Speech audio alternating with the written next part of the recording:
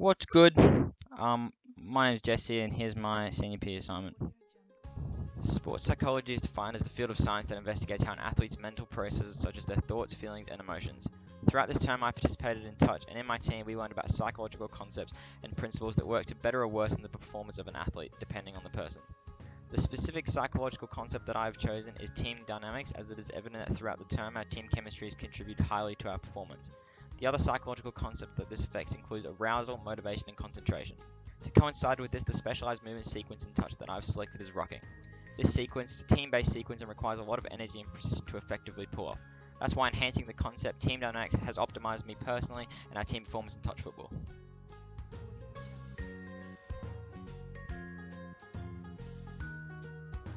Team dynamics is defined as the unconscious psychological forces that influence the direction of a team's behavior and performance. A team's chemistry whilst playing the sport together is crucial to better enhance every athlete participating to perform better.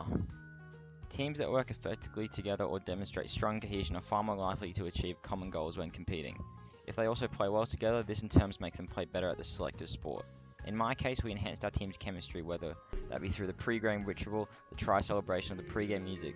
This gave the team more energy and drive to win, which in turn increased our enjoyment and satisfaction. The stages of building team cohesion and group development go forming, storming, norming, then performing, according to the Tuckman's stages of group development model. Once a team is at the performing stage and each member is familiar and accepting of one another's abilities, that's when the benefits of team cohesion come into play.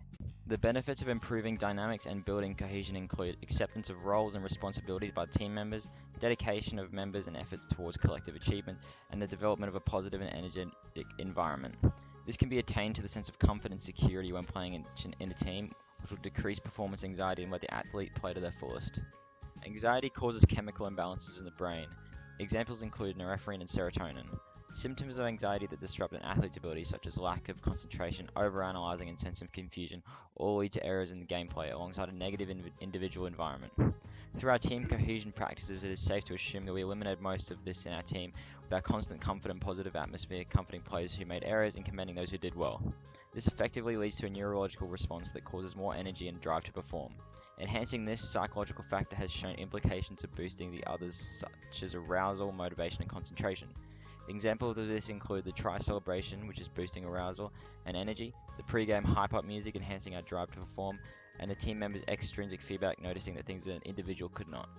Although those examples are crucial in achieving strong team cohesion, first and foremost there had to be a strong relationship, clear roles, and expression, and a high level of communication between us.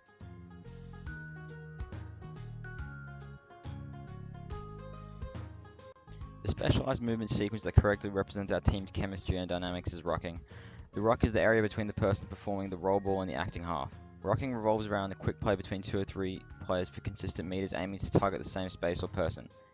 Throughout the term, our team has perfected this movement sequence and created an effective method of when and which to use it to gain meters off the field. In this example, the two-man rock has been selected as me and my teammate have been isolated from the rest of our team and would be illogical to stop the flow of momentum and take the stress off the team. Generally, if the opposition is not experienced in dealing with a two-man rock, we can catch them off guard and cause an offside penalty or gain substantial ground. We tend to use this strategy for the first 3 to 4 phases of play unless we identify substantial space.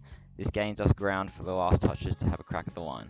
The outcomes of a two-man ruck include setting up for a scoot when close enough to the line, substantial meters, or offensive pressure.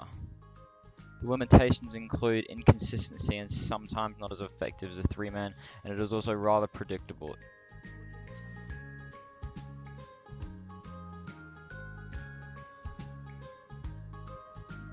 In this instance, the three-man ruck has been selected by a team due to the lack of momentum we have.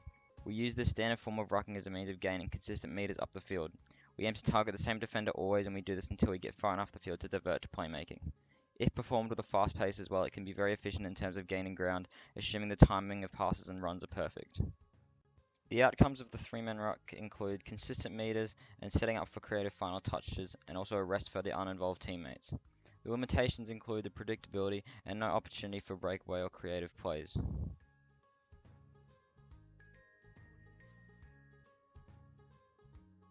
Improving upon our team dynamics throughout the term was a big part of our incline in skill as a team.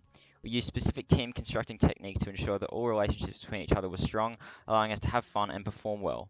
These include establishing goals, individual and outcome goals, group roles and positions, ensuring strong communication as well.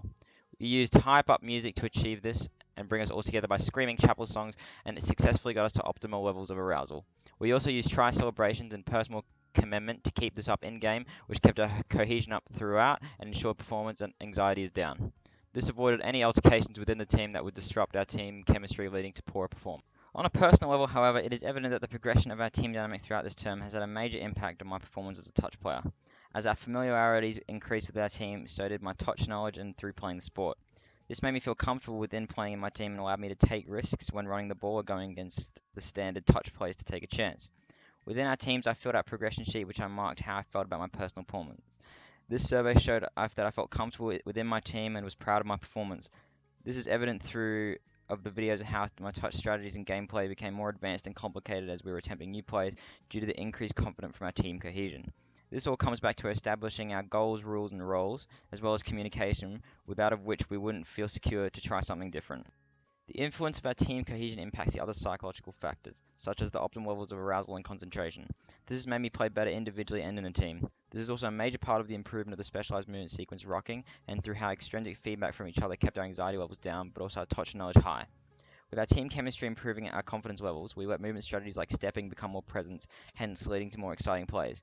Our team concentration was also tested once distractions were added directly into the game, designed to make our gameplay worse. Due to our pre-game ritual and our strong team support system, we helped each other out on the field to stay concentrated and alert others on upcoming distractions. This again shows how I viewed my gameplay against the distractions.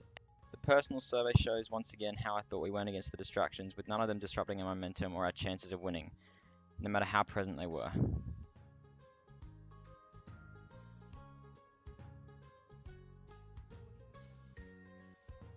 The level of effectiveness of the psychological factor team dynamics can be determined as quite successful, with our team never losing a game. We built a strong team chemistry and every team member built upon psychological techniques to stay neutral while also driven.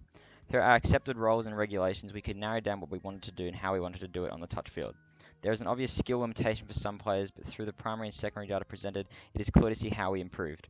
Personally, however, the psychological techniques we used to boost my mental strengths was the biggest part of our drastic improvement and skill as a team.